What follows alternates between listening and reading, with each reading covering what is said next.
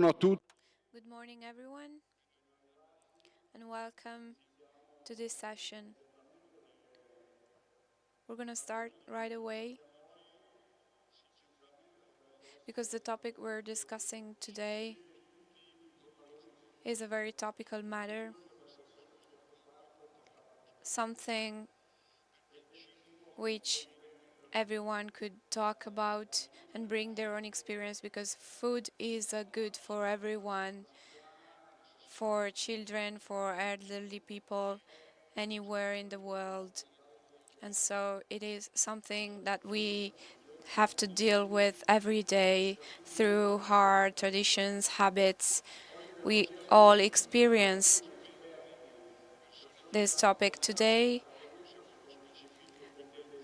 We have here with us distinguished guests and experts and would like to ask them to share their experience and what they think about this topic.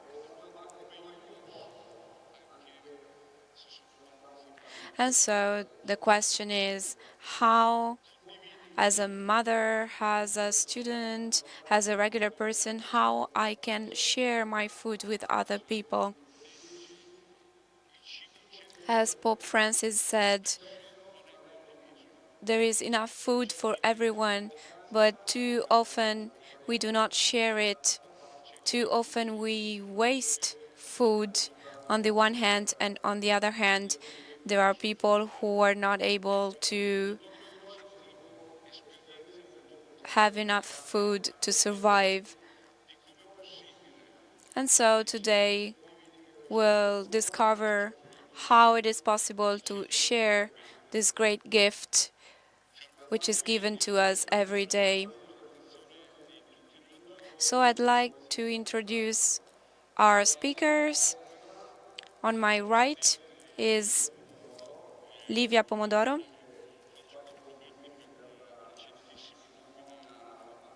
She was recently appointed at the foundation of Brera Academy. Congratulations. On my left is Maria Chiara Gadda, Deputy of the Italian Parliament. She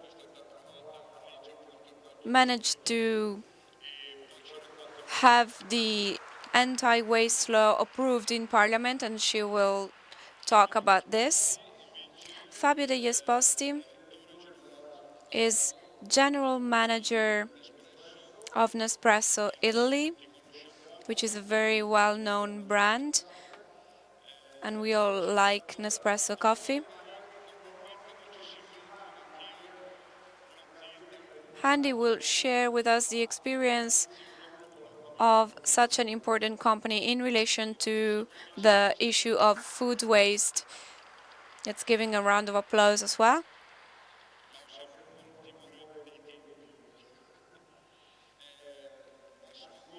And then on my left is Mario Guidi, President of Confagricoltura. He will tell us what it really means to make sure that food is available for everyone. And finally, Massimo Goldoni,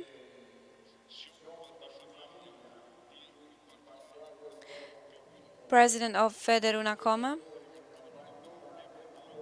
He manufactured tractors in the Lombardy region, and now he is the president of the Association of Agricultural Machinery in Italy. Because agricultural machinery can play a very important role in order to improve agricultural productivity and production in order to avoid waste and to boost the productivity of this sector. And so I'd like to ask our guests And first of all, I'd like to ask Livia Pomodoro what how she managed to help make food available for everyone. You have the floor. Thank you, thank you, Mr. Lucchini. Thank you, everyone. Thank you for inviting me here because I think that this is a great opportunity. When we're able to share our own experiences, we feel closer to each other. And by discovering our experiences, we understand that it is possible to work together for the common good. Why have I decided to work for the Milan Center for Food Law and Policy,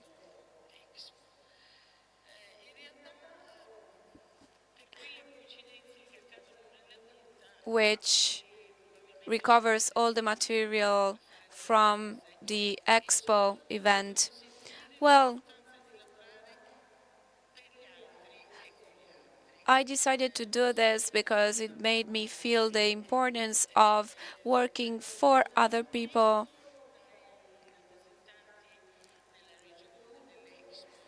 The representatives of the Lombardy region, of the Chamber of Commerce of Milan, and of the Expo Milan asked me how I pictured the period after the end of the Expo exhibition. On the spot, I could not answer.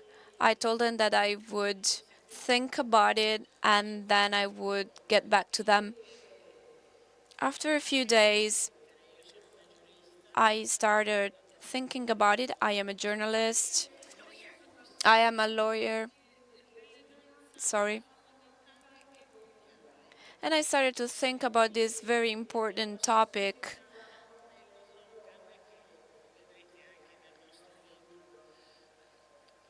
And we came up with the slogan, "There is no food without rights."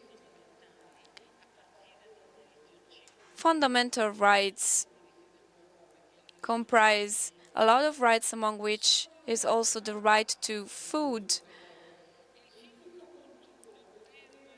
And human rights are fundamental in order for men to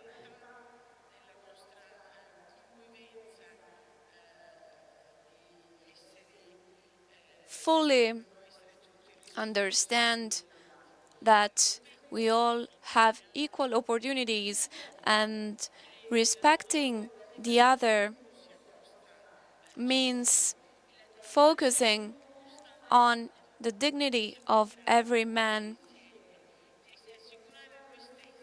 meaning being able to make sure that we all have the same possibilities, we can all survive.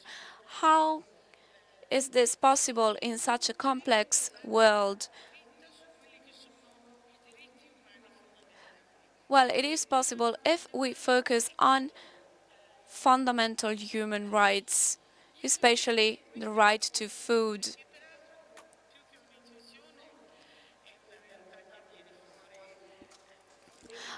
I'd like to say that this intuition was very important for me, even though many of you maybe always ignored it. Expo helped us understand this problem, which is often caused by all the human activity all over the world.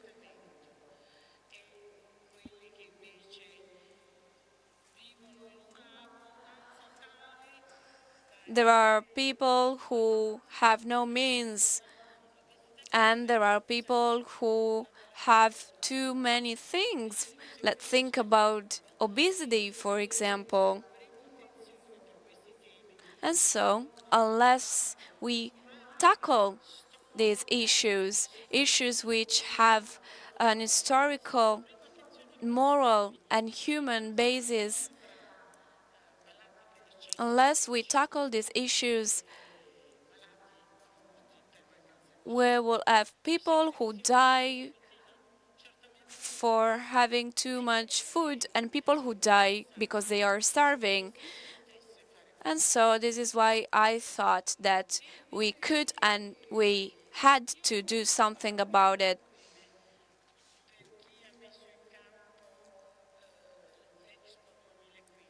I really admire the people who organized the Expo exhibition in 2015, even though I believe that we have been ignoring a very important goal.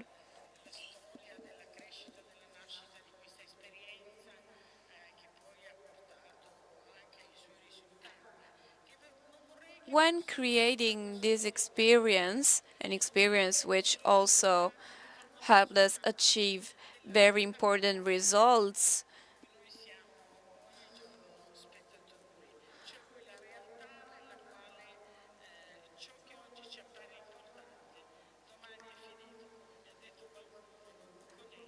and of course we always have to cherish the results that we have accomplished,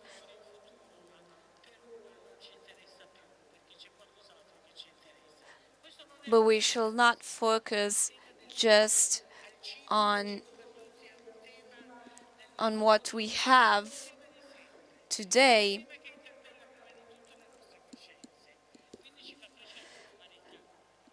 because we have to work for those people who do not have the means to survive. And so, anyways, I believe that the people who worked in Expo 2015 were able to exchange ideas on very important topics. And so we started talking about the Millennium Goals, about redefining the Millennium Goals in September 2015, goals which will last until 2030. The Millennium Goals are the principles, the founding principles for the experiences that we will all have to create, namely sustainable development, food availability for everyone, the issue of water, which is something we should always talk about. We're all concerned with all of these topics.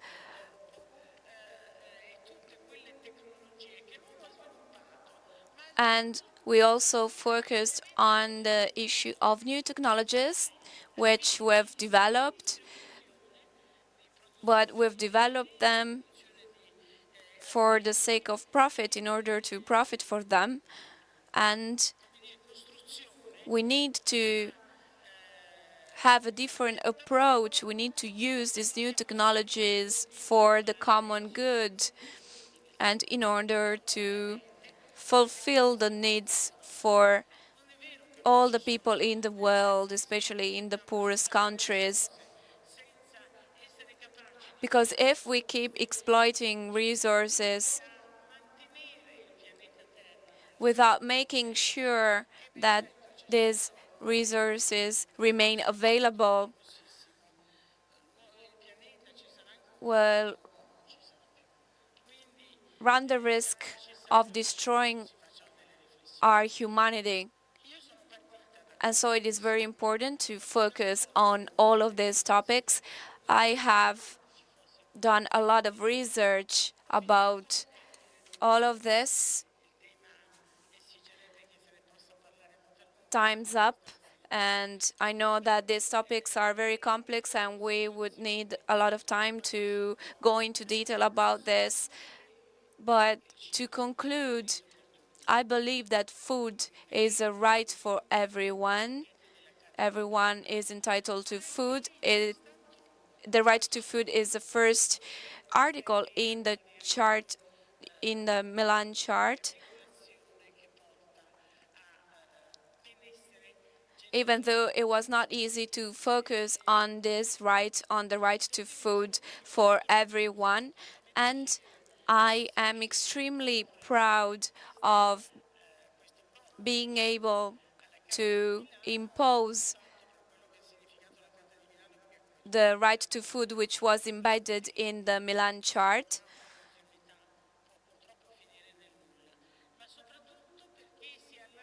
because in this way we raised awareness about this problem and about the importance of tackling this problem. Thank you. Ora Now I'm going to ask the same question to Maria Chiara Gadda. With all the problems and the themes that come up in this topic,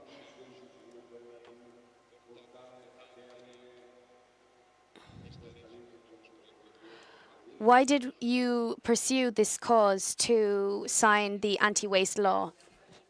First of all, I would like to thank the meeting and President Lucchini for the invitation. I wanted to thank also because of this intense work these years, of this year, past year, and the fact that we took action on this problem. Um, and from an idea, a law differs from an idea because it's not more anymore a proposal, but a law is also a maintaining of a promise. And this is what has happened. And why should we have a law on this theme, on this topic? We should go take a few steps backwards and look at the hunger in our own communities. Uh, this scene simply disappeared in Italy. For it also disappeared in the memory of the people, and also geographically speaking, because food or hunger and starvation is something we hear about only in Africa, for example. So we have been provoked by the migration crisis for new resources, because of the need for new resources of food and water, and we see this physically through the people that come to our continent. And this crisis made us ask many new questions.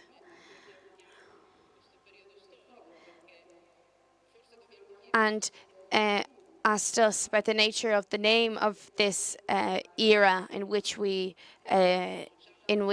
live, and look at it from different points of view, from economic, social, and a human, anthropological point of view. And from all of this, the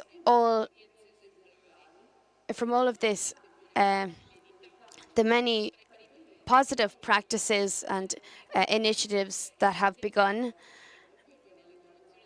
in donations of whatever is excess,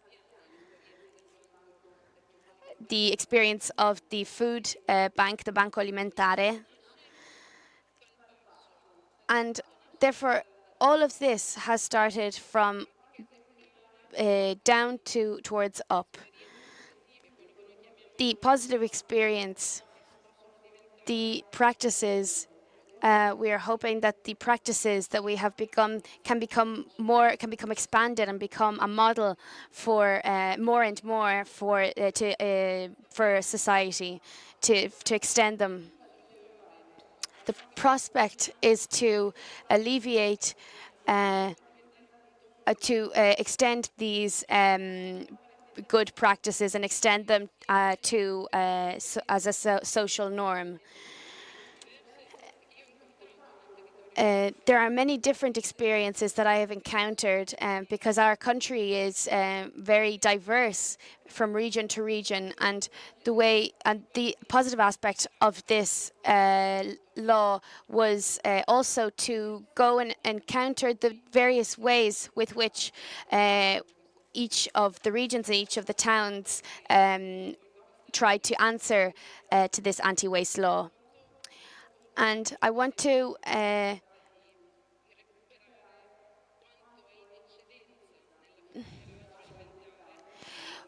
this is a very we must talk about the excess of food. Uh, the most important aspect is the subject of food. This is food is something that structures our day, our time. It's what gives structure. So to uh, worry about this, to talk about this is very important. And the common thread uh, of the law, it's very complex law. It's composed of 18 articles. It has at its center the theme of the topic of gift. It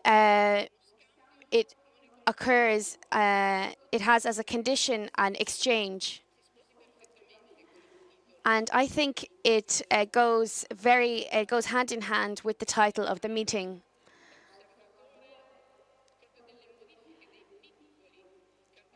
Coming from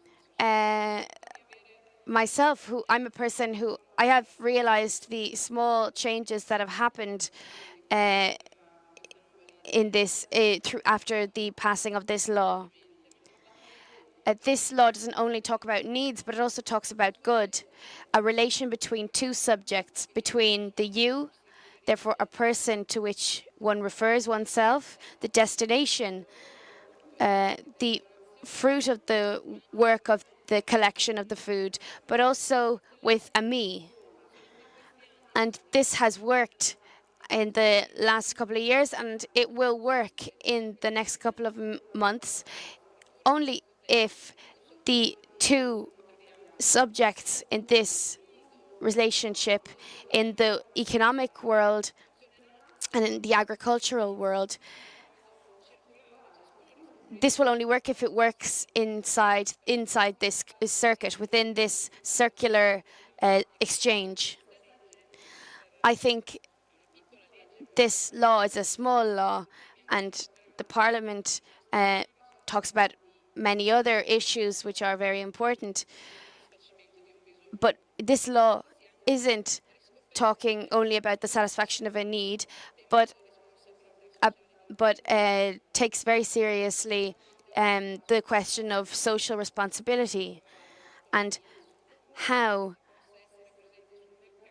one can be present in a market, in the market, and be aware of the collectivity and the social, anthropological, and climatic factors involved in this. So, therefore, this law entrusts a great responsibility in our hands. And this is an important step in a long journey, simply. It's one step. Thank you very much. Maybe in the second round, you will you can maybe challenge us with some kind of objective. I'd like to ask Mario Guidi now to talk about agriculture, which is the first step, the first ring of the chain, which leads to food.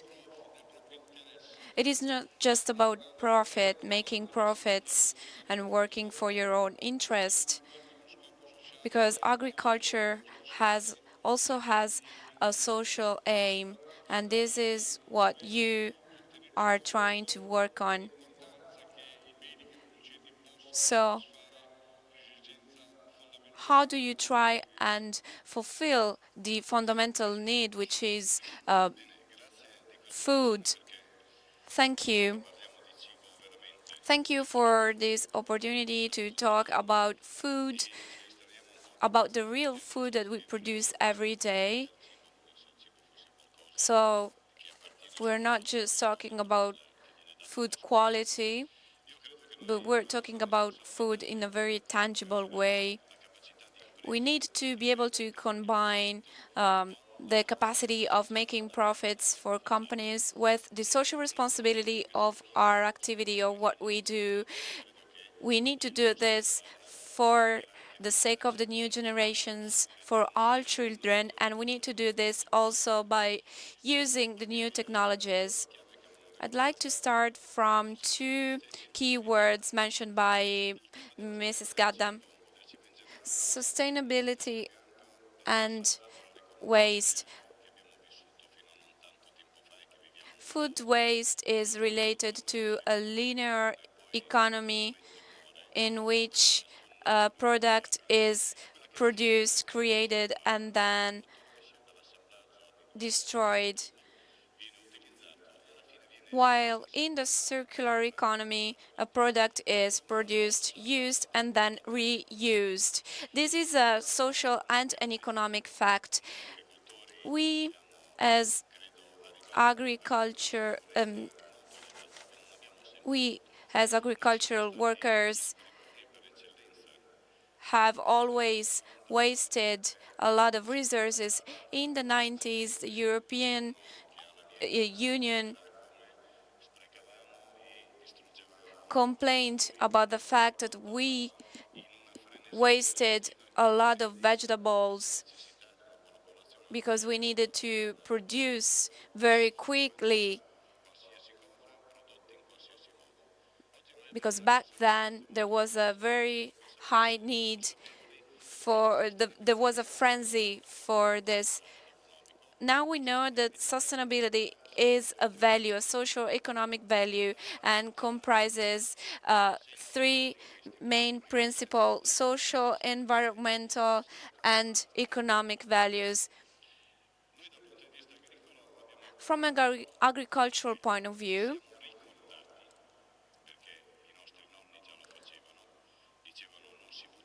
we have restored a very important value, which is that nothing shall be wasted. We need to reuse everything. And so everything we produce in agriculture must have a destination. Nothing has to go to waste. We have to maximize all of the resources that the earth gives us.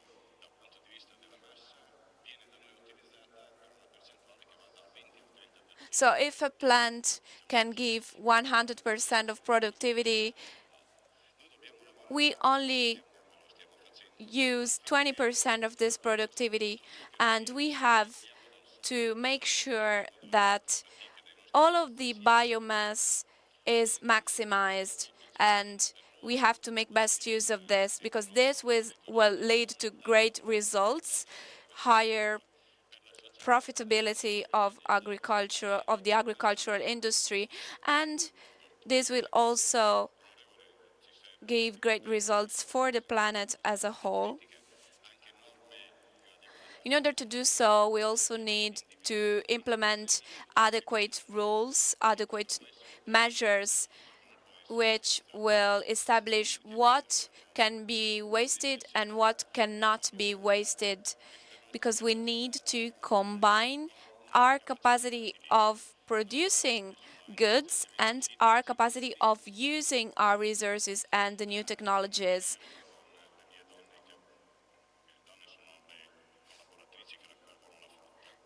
This morning, I was with my co-workers.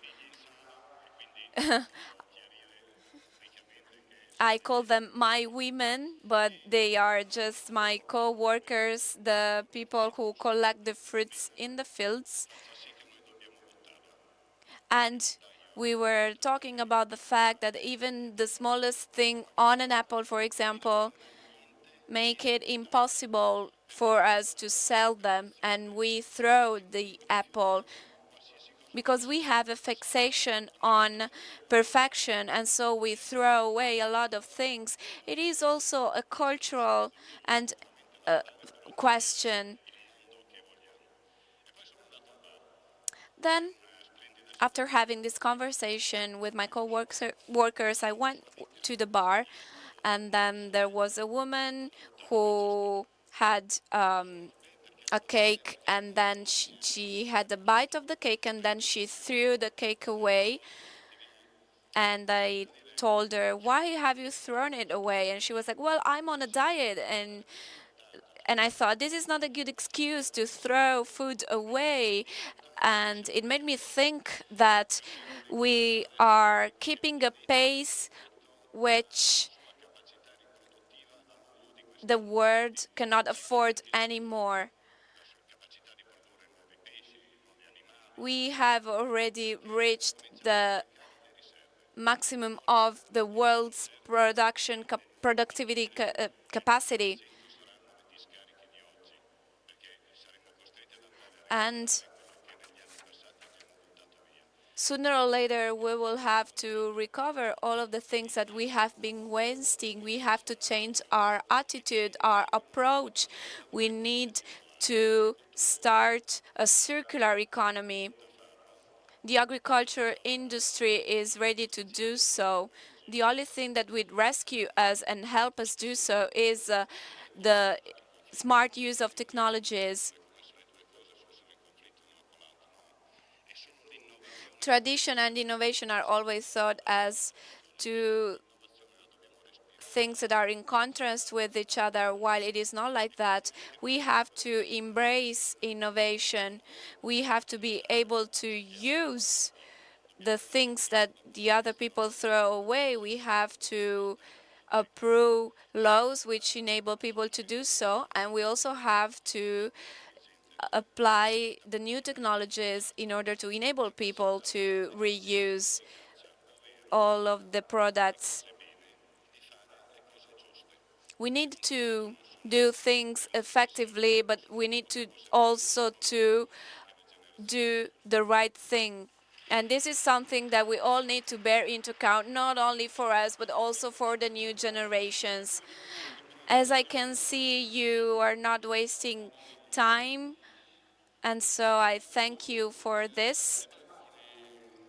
I'd like to ask Massimo Goldoni how agricultural machinery can help us boost the productivity of this industry, but also to improve the life of the poorest people. Which is your experience? Okay, good morning, everyone. I think that we should learn to look at history. We should learn from our experiences and try to go forward to advance based on what we've already done and what we've already experienced. The world of agricultural machinery is not that well known. We are the second greatest producers of agricultural machinery. We make the largest part of machinery that's on the market, and we export 70% of what we produce. This is very good, and we don't do this because it happened overnight, but because our primary sector that we experienced in the period after the First and the Second World War, the post-war periods, we used these to work better, to work less, and in a safer and more effective way, efficient way. Instead of using a manual plow, we do the same thing with a tractor.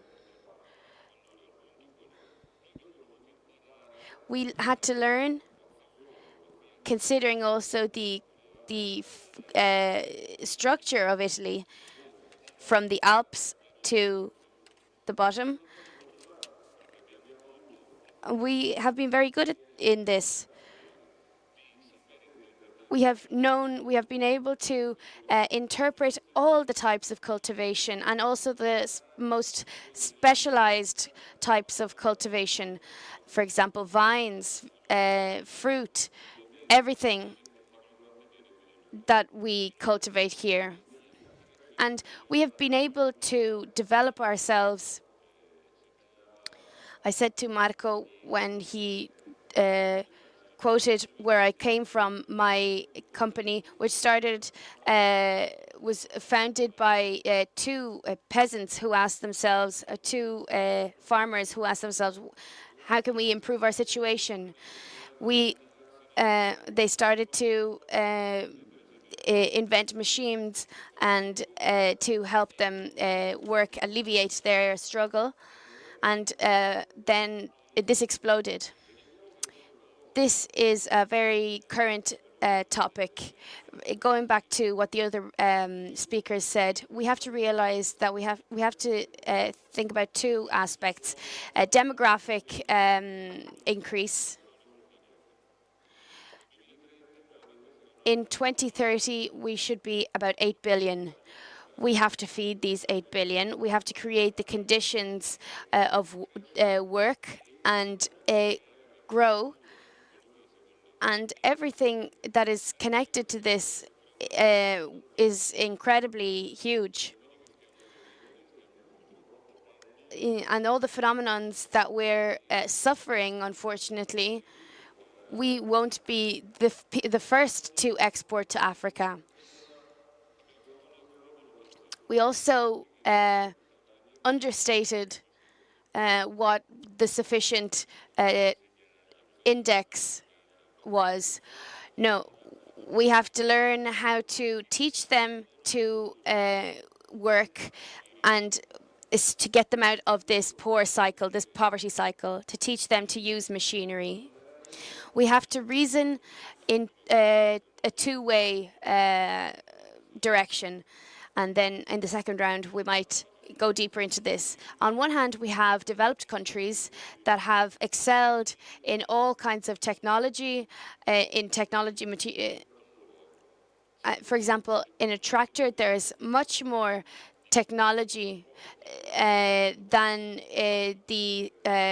a car.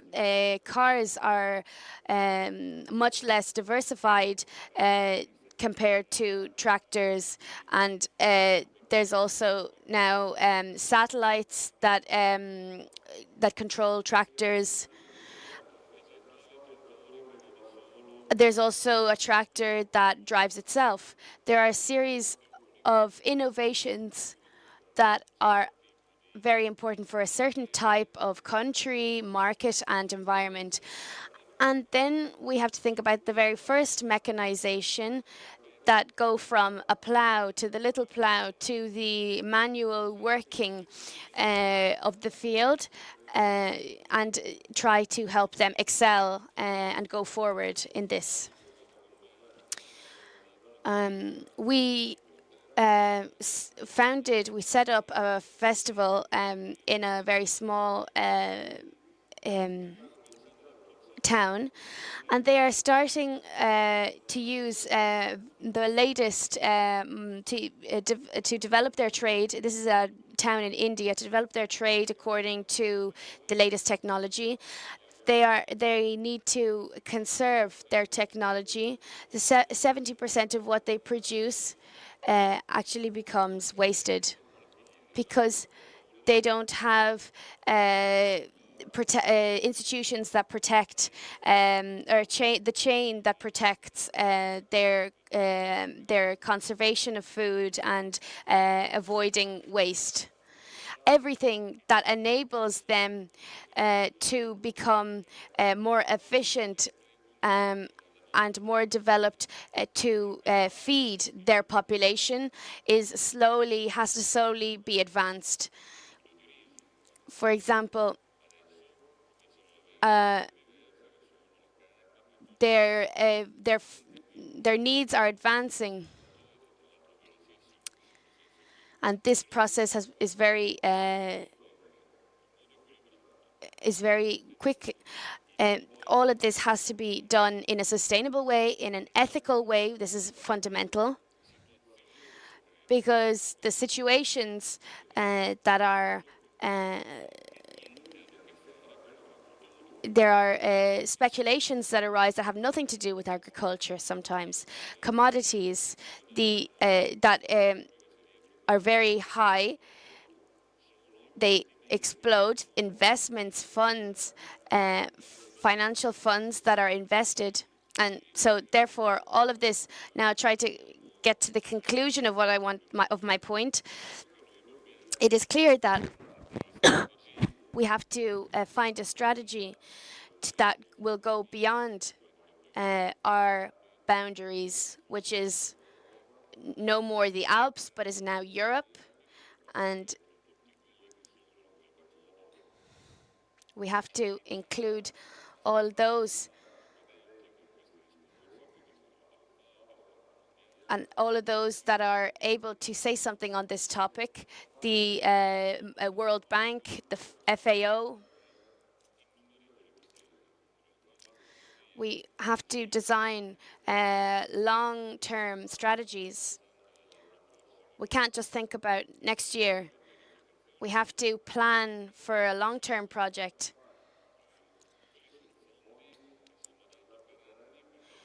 Funds,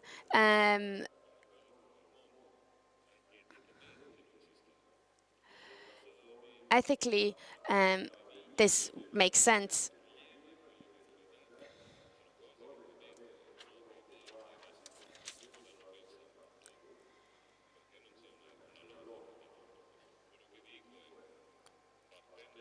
Starting from food, which is a human right, we also have to look at the full picture that looks at all the aspects with a strategy, a policy that is long term, which is what the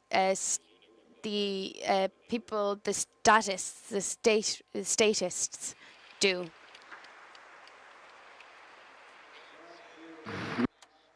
Thank you, Massimo.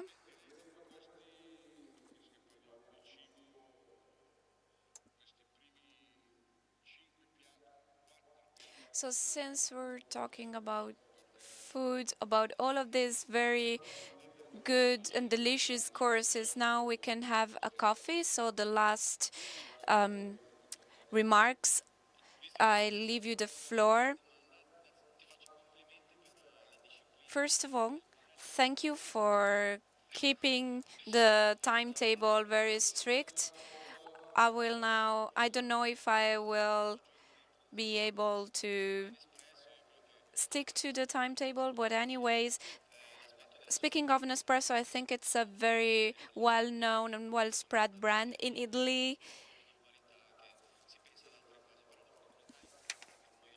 But I'd like to thank you for giving me the opportunity to talk about a very important topic other than just the quality of our product.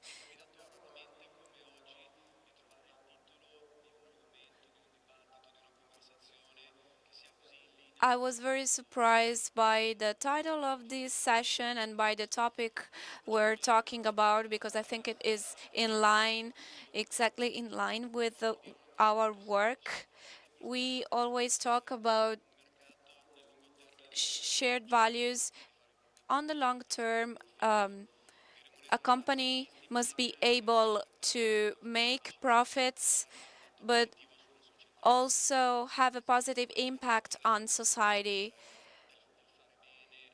This is what, as a company, you have to do in order to work well for the future, taking into account the environmental element and taking into account also the people. And so, you are good for me is what we think for our consumers, and we'd like our consumers to think the same about us, and so that we can be a good not only for our shareholders but also for society as a whole. So I think this is essential,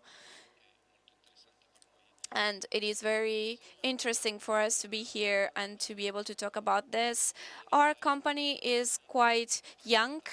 Espresso was set up 30 years ago in Switzerland. We entered the Italian market in 1999, and we had a very important aim, which was producing a high quality coffee.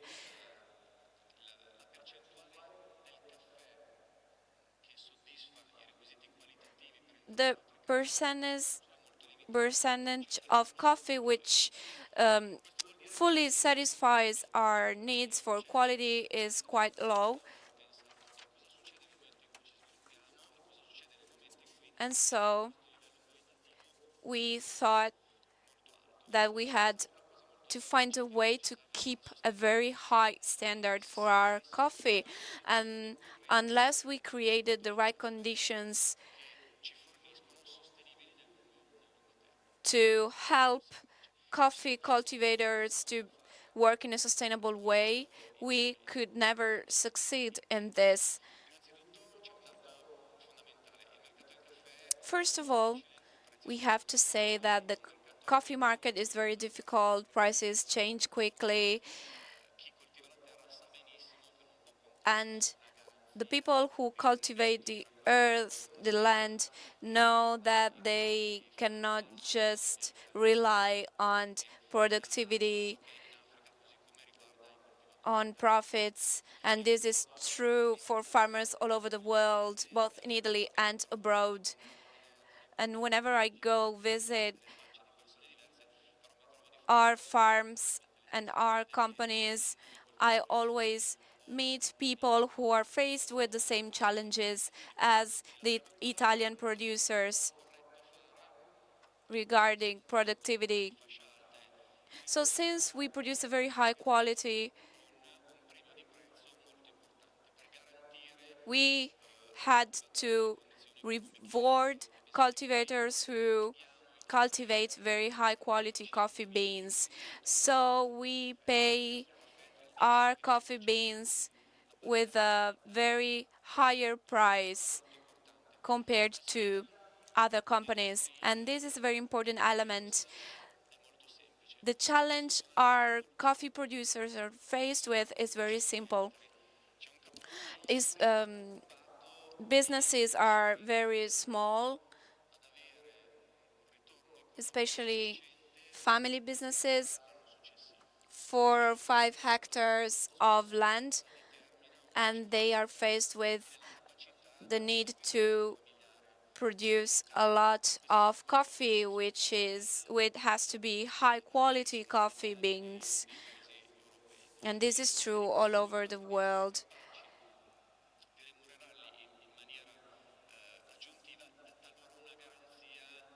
And so, as a company, we want to reward them from an economic point of view so that their job can be more sustainable.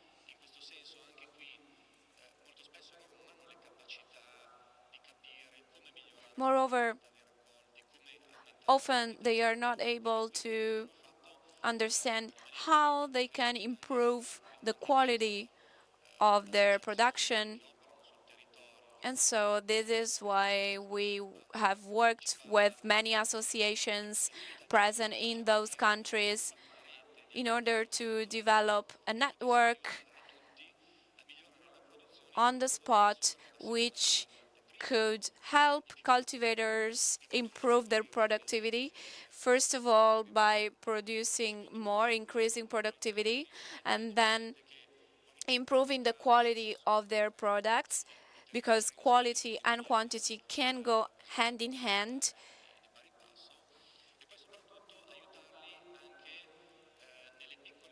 And especially, we wanted to help them in their daily activity, as in accountability for their company, budgeting, and so on. And so the network that we've developed helps our producing companies improve all of these aspects. What does this all mean? Well, first of all, by establishing long-term relationships with our farmers, we are able to provide sustainability We are able to help them increase their productivity and to support them in their daily work.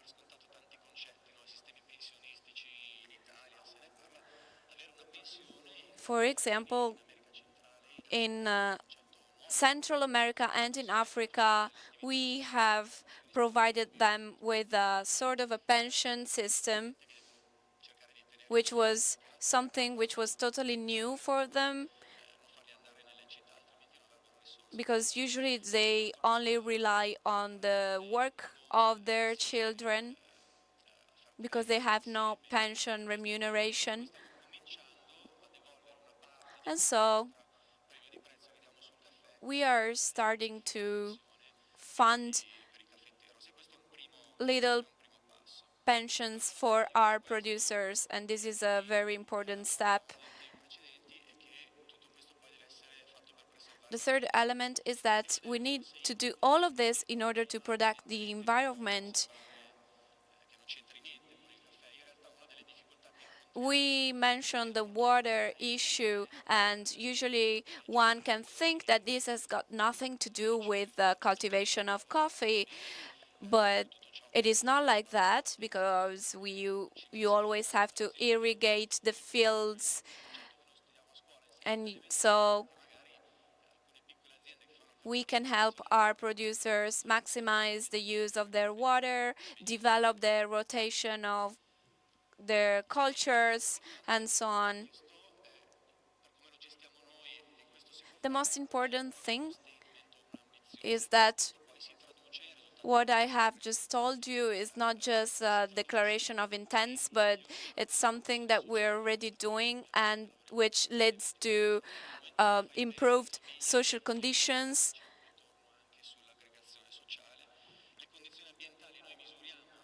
improved environmental conditions, because we always evaluate the impact of our activities.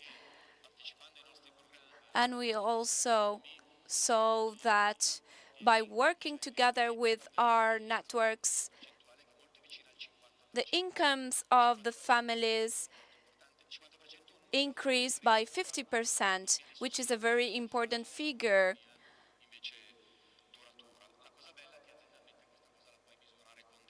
And so we are able to improve the life of the people we work with. I'd like to ask you just a couple of minutes more in order to show you a video about South Sudan. In South Sudan, there are a lot of civil wars. We started working there in 2011, and for the first time after 30 years, we were able to produce coffee beans, which are now exported to Italy, and so we helped the families and the people there. Let's now watch the video. In the middle of December, the war started. We left because it was not easy. This is not an ordinary story about coffee. This is a story set in a country divided by conflict. A country that has so much potential, but continues to be blighted by war. But a story of positive impacts. This is South Sudan. Rich in culture, beauty, and land, it's hard to believe just how much the people have suffered over the last 40 years. But this isn't a country that was always struggling. This is a region with a long and rich history in producing high-quality coffee. The ongoing investments being made here are directed towards setting up a sustainable infrastructure for the first time in more than 30 years. It creates wealth in agriculture and offers a stable livelihood to thousands of farmers and their families. Nespresso, they help the farmers improve their quality, and this coffee quality will help them to earn a better price. It's not the only solution, but sustainable coffee development can contribute to a diversified economy, which in turn sets in motion a positive momentum, encouraging a long-term positive impact. We are joyful that our country is being lifted up. No, this is not an ordinary story about coffee. This is breathing new life into an industry that was thought to be lost entirely. Together, we can ensure every cup of coffee has a positive effect on the world. Grazie. Thank you.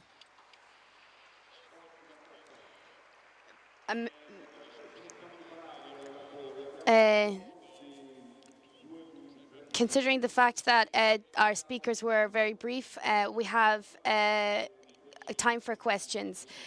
There is a question that came from the audience. And if the audience asks a question, I think it is just that they try and answer the. So, where the first question is about the.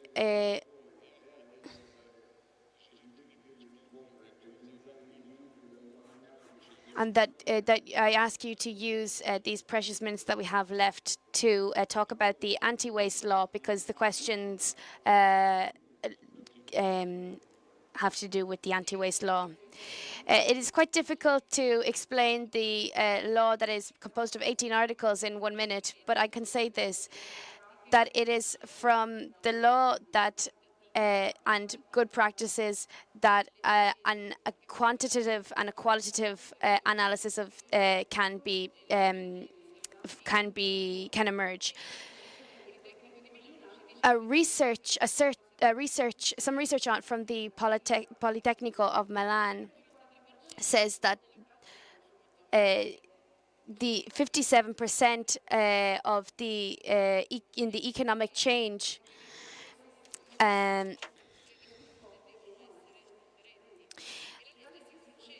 the law concentrates on this 43% of waste. How does it do this? We have various economic people which we are in dialogue with. This was a choice that we tried to pursue. We didn't go for the path of sanctions and bureaucracy and simplifying. We tried to simplify, therefore, bureaucracy. So, a couple of examples. The law is a factor of simplification, because with the donations and the problem of excess, it had to take on the problem of waste, a concrete problem, and the fiscal problems. In a single context, it tries to tackle each of the problems. In 2003, it tackled the problem of donations. In the law 155 in 2003. And the law of the Good Samaritan tries to recollect all of the products that end up going to waste. And also fresh products, those products, cooked products, which are have a very brief shelf life and are the most difficult to recollect and recycle. This also means this also regards the law about bread. It has simplified bureaucracy in the law about bread. We saw that on the national territory, it was impossible to recycle bread. So we found places of donation that were independent from its place of origin or its production. And inscribe this into a law means that the manufacturer or the producer has to take this on as a responsibility. And the person who receives the donation also is responsible. We talked about the difference between the use by date and the expiry date.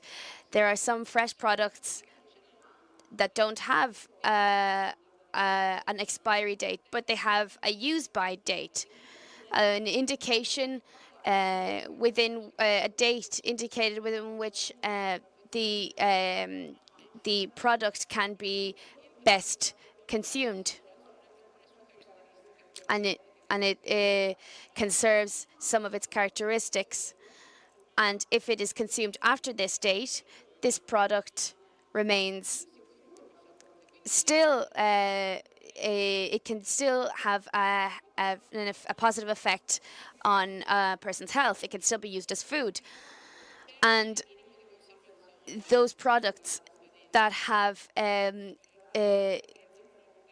overrun their use by date, not their expiry date, can still be used. And this is a source of numerous donations. Because a product that overruns its use by date obviously loses its commercial value, but it can be donated. So this is very useful. Another thing, until the 2nd of August, anyone who wanted to donate, to make a donation, had to give notice by contract 5 days earlier. Try and imagine a person who wants to donate in a regular on a regular basis. This became very burdensome for them, this 5-day notice. So this was changed. Anyone who wanted to donate had to give a declaration 1 month after. And for single donations, therefore, technically speaking, they are gratuitous cessations. This is what they're called. They didn't have to do this 5-day declaration, 5-day in advance declaration. They could use the receipt that they used, etc., in order to testify their donation. I'm only going to quote the last speaker. It is the last thing I'm going to say. It is also possible to donate confiscated. It is also possible to donate confiscated products. They can be donated to people who are in need of them. I confirm what Mrs. Gadda just said, because the other day in Sicily, the Banco Alimentare organization received fishes such as tunas and swordfishes because they were confiscated from a ship, and the authorities gave them to the Banco Alimentare organization so that they could donate this food. So, to conclude,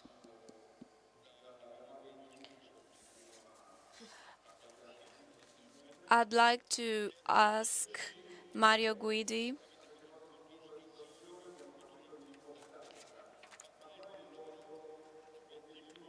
to talk about your most important aim as Confagricoltura. What does it really mean, not just giving illusions and ideas, but achieving tangible results? So what are your aims as Confagricoltura in order to make sure that food is available for everyone and that it's shared with everyone. You have the floor.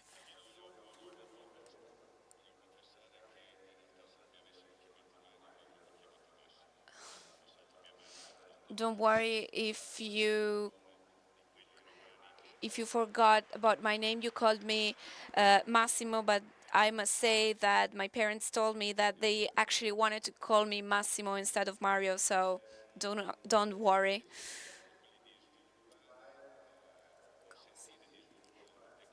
Our goals are being able to develop new technologies for those companies who try not to waste the food that they produce. We've developed the EcoCloud project for sustainable ideas. We opened this project in Confagricoltura, and our partners started to share experiences about sustainability and what they were doing in order to work in a sustainable way. We haven't provided any rules,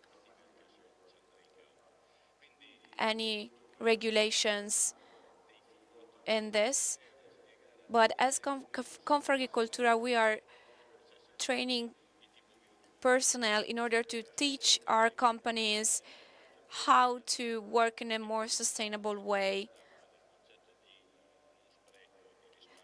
in order to prevent waste and in order to make best use of our production. And so we need to promote the use of new technologies. I think it's a fundamental element. We also must simplify bureaucracy. And I totally agree on the anti-waste law promoted by Mrs. Gadda.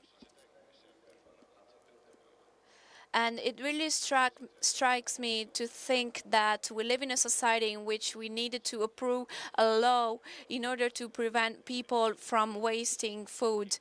And we really needed this law. I think that we all need to focus on this. So maybe we have been going in the wrong direction, but we can do something about it, and we are already trying to do our part. So to conclude, I think that the topic of the meeting is a very topical matter. It applies very well to our social context. You are good for me.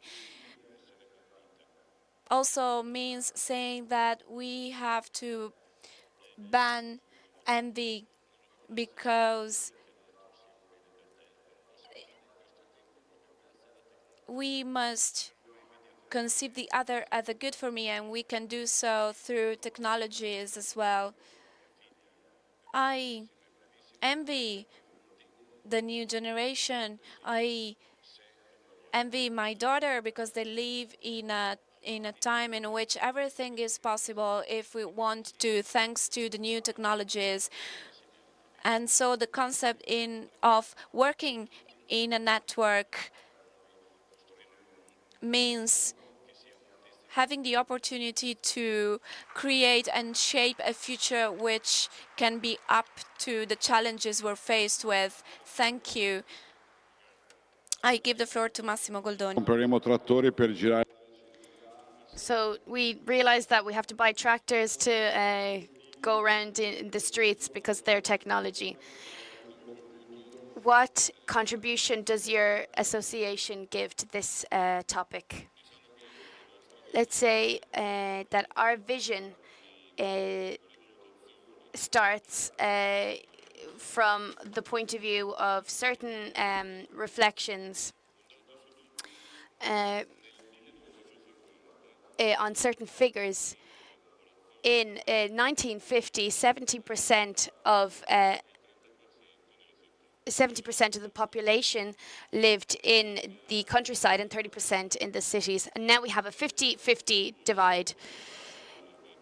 In about 10 years, therefore, this completely was reversed, this statistic. So in agriculture, agriculture is a source that starts off a huge cycle of the economic activities, and we have three main objectives, three pillars: security, efficiency, and environmentalism. How can we maintain and maybe improve these three pillars, these three things? How we can improve air, water, and land. They are substances which will always eternally be needed for our children, their children, and we have to be able to leave behind something better than what we have received. There are many technologies that are studying. We collaborate with all research institutes, academic institutes that can help us to use their skills to develop what we're working on, and therefore invest in the market. And if we do things that are too important, for example, in the on the on car in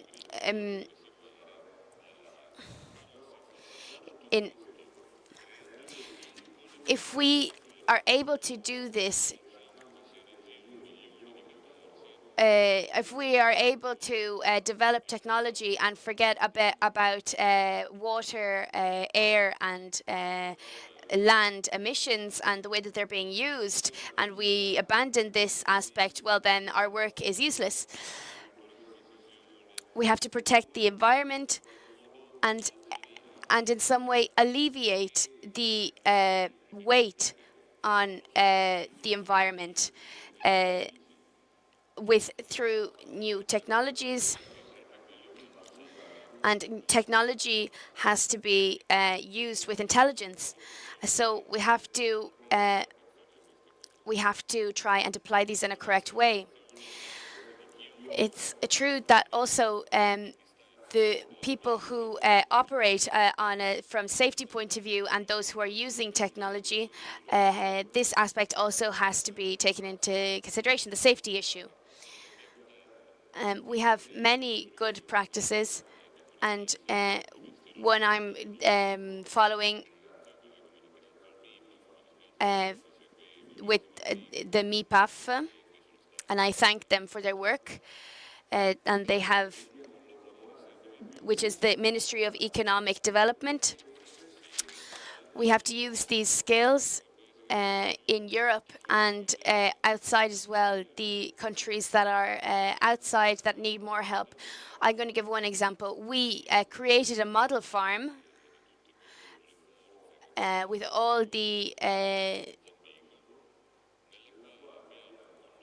in Mozambique, in which we made converge all the technologies that we use, and a factory in order to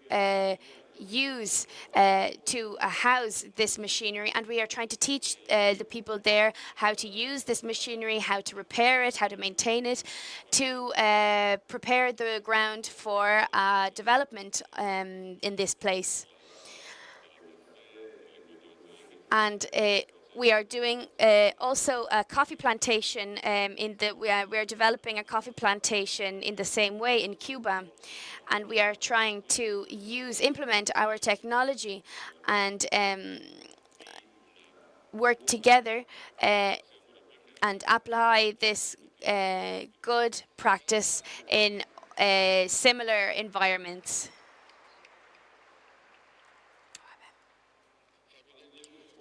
Fabio Degli Esposti told us that very few people knew about your initiatives in Central America and Africa, but also how does this demonstrate itself?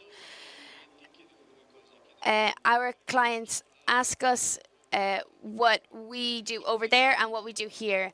I'm going to give you an example that is an essential activity that I care a lot about personally. And since today the theme was innovation, this is an innovation of the from the process of a linear economy to a more circular economy. Aluminium is an extraordinary material. It's the only material that can maintain the quality of coffee, and it can also be recycled. And also we use a compost that is of great quality. What we did was simply to ask our clients to bring their capsules.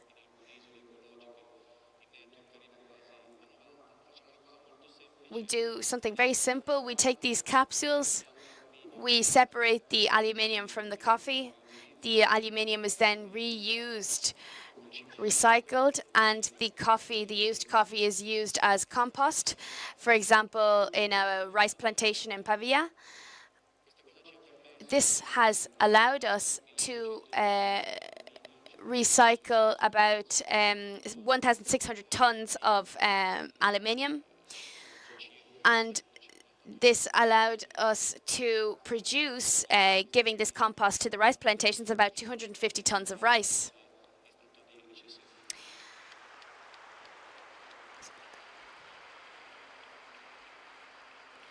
And this was all given for those people who are in need, and it was of great use.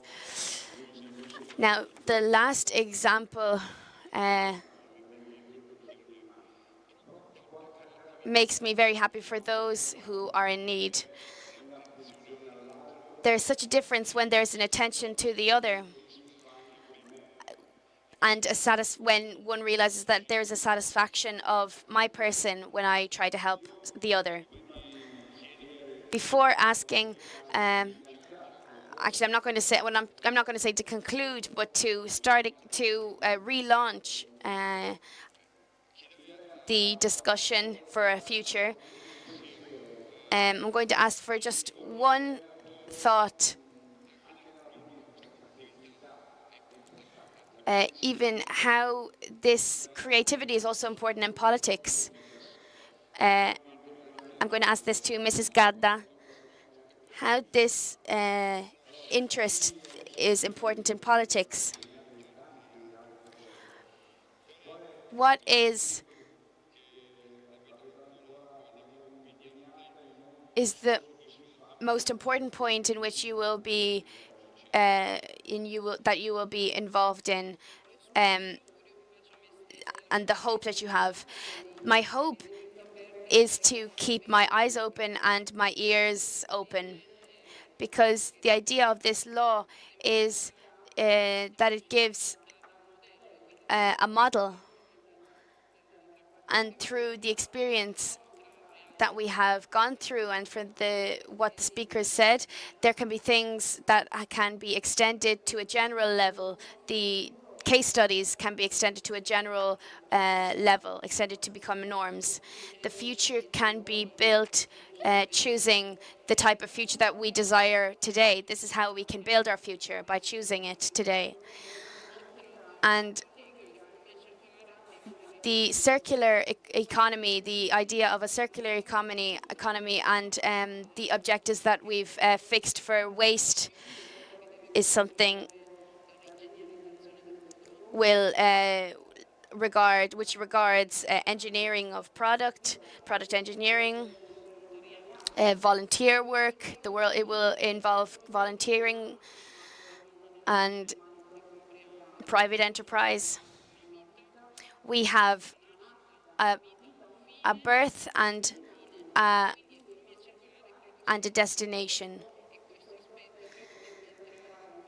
And I think that this aspect should enter into our choices, our everyday choices, much more. And what I ask all of you here is to use the right terms. This is the correct terms. We've tried to do this while we were writing the law regarding waste and excess. Excess is when we have waste that can be used. And in this talk, we never talked about refute.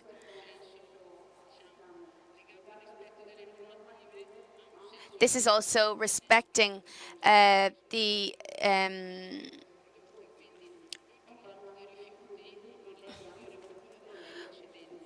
because this is also we don't talk about waste, but we talk about excess. This is the point. This is respectful of the law and also of the point of our exhibition of our talk today. I think this is a fundamental point because we need to use terms that correspond to reality, and this is a way of being attentive towards others. Mrs. Pomodoro,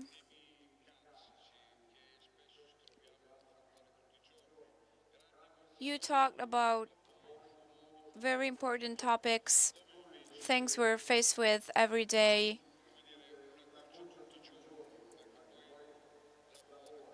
about working every day in order to change reality. You have the floor. Being able to exchange opinions with many different people, but who are all working for the common good of humanity, is a very great opportunity, but it is now time to do something which can unite all of these experiences and activities.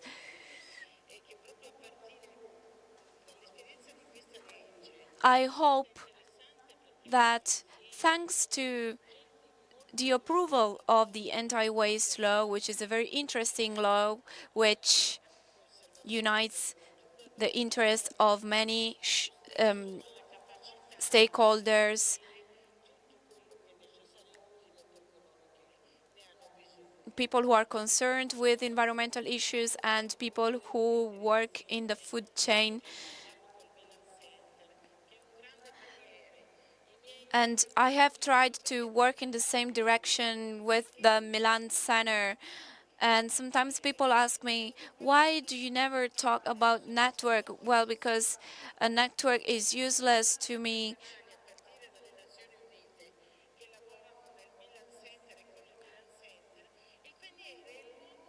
There are a lot of international organizations which work together with the Milan Center. So within the Milan Center, we are all working together in order to achieve the same goals. We are faced with many problems, from the internationalization, the agro business, the new technologies issue, bearing in mind that we live in a society which is not only made of the people we work with and the needs of these people, but we need to invest in research and in an innovation which is concerned with our needs, but which is also able to be sustainable.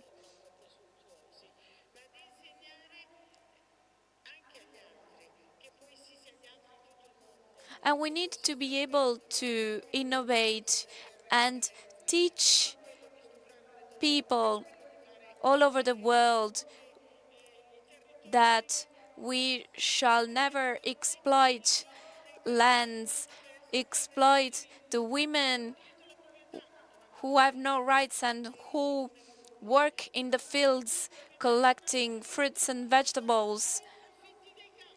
They have no rights and they are fully exploited in many countries, and this is a shame. We should all be ashamed of this. we should try and prevent this exploitation. And unless we do something about this,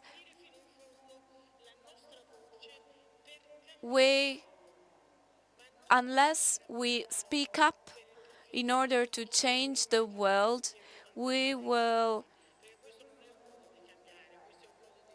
all be guilty, because unless we change our approach, we will end up destroying the planet and destroying all of the resources our planet has been providing us.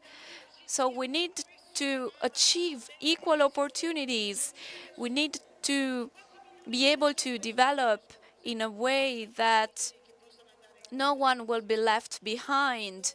We need to innovate in a more sustainable way for the benefit of all the people in the world. In the world,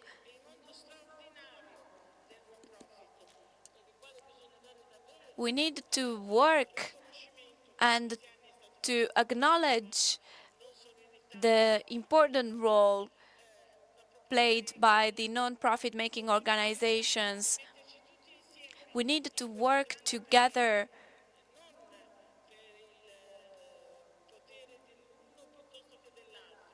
in order to achieve a goal all together.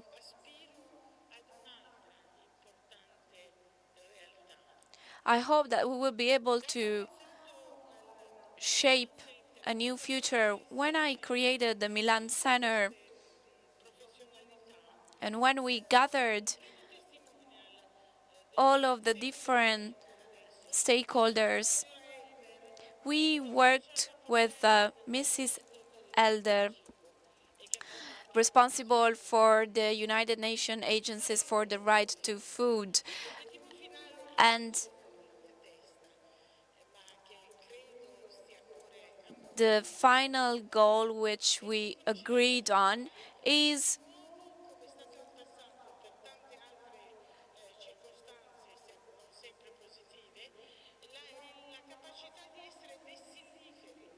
being able to guarantee all human rights in Italy and all over the world. We can do this as a country, and we can do this by creating shared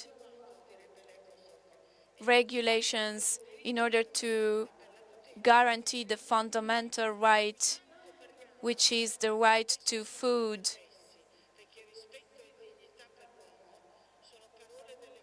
And this is strictly interconnected with the right of respect and dignity of man. And this is something that we often ignore in our daily lives. So what can we do in our daily lives? Well, we can all remember that these rights are important. We are all very small compared to the world as a whole, but we can, each and every one of us can cultivate their own love, the love for ourselves and the love for the other. Thank you. Thank you, Mrs. Pomodoro, Mrs. Gadda, Mr. Guidi. Thank you, Mr. Goldoni, and thank you, Mr. Degli Esposti. Just a couple of notices. First of all, Mr. Martini could not be here with us because of the earthquake, and so he had institutional commitments in Rome. And so I ask you to pray for the victims and to support